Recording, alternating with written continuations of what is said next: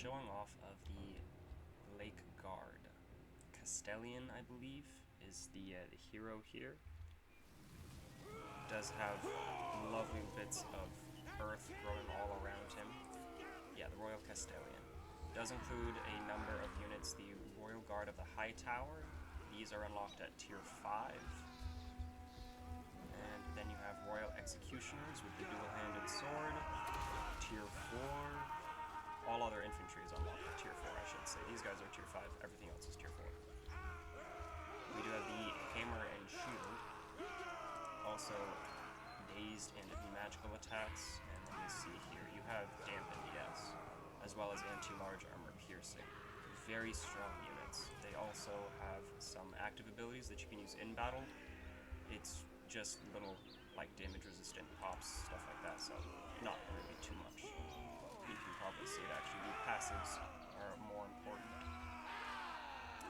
The Spear and Shield has Discouraged, alongside that bonus versus large. Melee attack, definitely lacking, however the defense, sturdy as ever. These guys are fantastic. Like I said, they are Tier 4, and they do most certainly live up to that. Just sending out the Lord there, King Lord.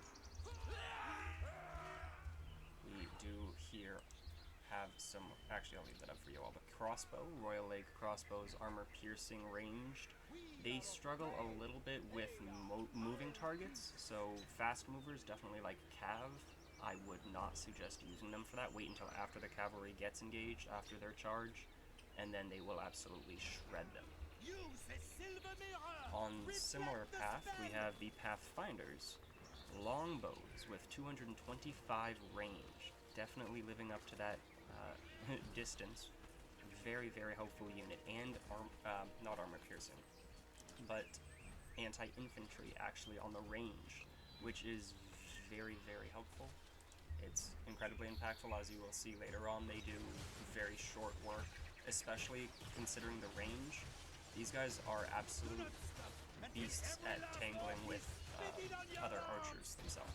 So Archer v Archer, these guys will win almost every time just from the range and the anti-infantry. They will shred any archer unit coming in. We do also have some Royal Monster Hunters with javelins, and they will be launching shield breakers, armor piercing, anti-large. These things are absolutely devastating at range. They will be getting to show it off a little bit. Everybody right now opening fire on some incoming Black Orbs, it looks like. You can see their health going down. Granted, 5 units firing at them, so you know, it's not too much of a good show. What you should expect for 5 units attacking a single rushing lone infantry unit. Not the smartest path. However, they do begin moving up everyone else here. Rogue Idol, 2 giants, a Ragnarok Spider, 4 monsters, as well as the full 40 stack is attacking us, just to really show off what they can do, as well as a number of Black Orcs, Biggins, stuff like that, cavalry. Good balanced force, not AI balanced, because AI doesn't really make sense out of it. Playing with these guys in campaign, I would say that they are extremely balanced. These things are absolutely monsters. Royal Crusaders of the Storm, Monstrous Hippogriff Cav, you'll see some effects that they provide as well. And I would just like also to give a bit of a pause there. Yeah, you can see right now the Orc Arrow Boys, I do now have my longbows countering them to return that fire. I just want to show off the health drop from the Rogue Idol as well. But on a quick note, for balancing, multiplayer, these units are extremely expensive. So for multiplayer, I'm not too sure how viable that would be used PvP. Campaign, absolutely phenomenal. They do all count as knights. It doesn't show them, but as far as the game is concerned, peasant, knight, these guys are all knights, so they do require the Grail vows in order to get the upkeep reduction, or they are absurdly expensive.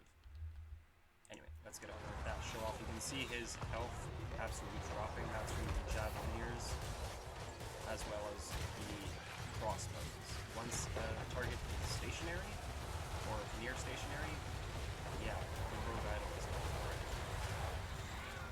Now I did actually send Lewin in after him, however, at best they only got a charge. Also, the Royal Castellion mod does actually change Lewin's model, if I can see him here without the effects.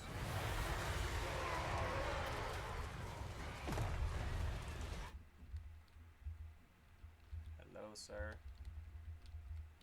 Trying to show off your face without the giant light. It essentially just makes him more armored. I can't really get in there right now. If you can make that out. It's somewhat resembling the Castellion's armor. By the way, he has an active ability that you can rotate between. Cleansing the realm, this damages everyone around him. Mortis engine effect, or the healing, replenishing the realm, just is absolutely fantastic. Keeping him in the front line, and making sure that they're all regenning during that fight. Absolutely fantastic. He is also a very good duelist. As you can see, my experience in the campaign, he's won every single combat I sent him in. And he just excels against hordes of infantry as well. Mostly because of the AoE, but also just a lot of his moves have splash attacks like that. He deals a lot of splash damage. Haven't quite been able to see them. Not to worry, there are multiple blobs bringing them in the back line. They're going to be flying in and around his area, circle of influence, trying to get some heals. You can see those archers did get sent out very quickly.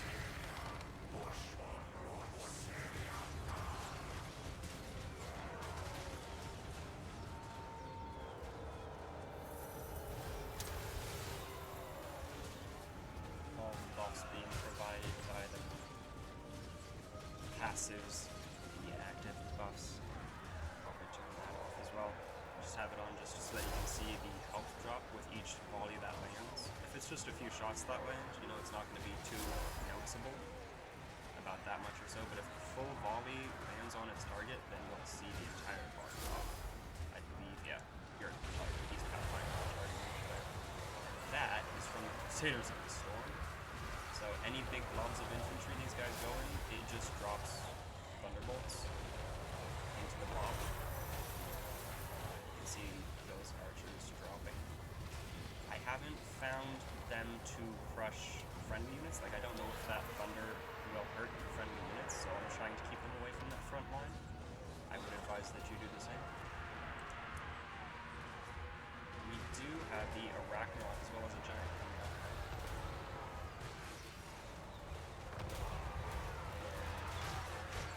Incoming those javelins, and I have these crossbows as well to target them. Just chunking that up.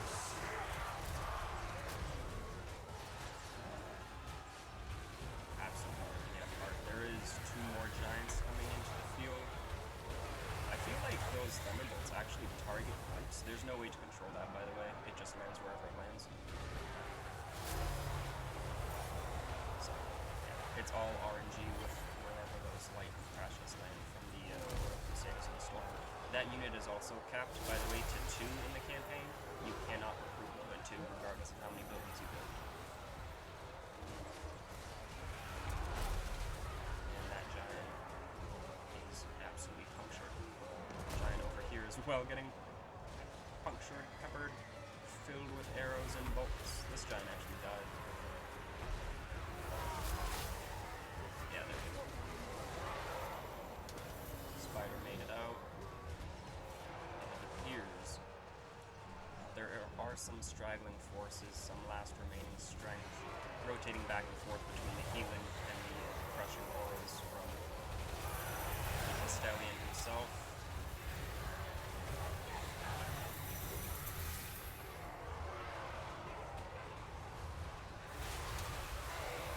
These guys are awesome. I mean, absolutely incredible modder. If you ever see this video, thank you very much for your work. It's an absolute blast to play this campaign. I've been loving it, and I do plan on uploading some bits from the campaign once I get to the Crisis. So, if you would like to see these guys face down hordes of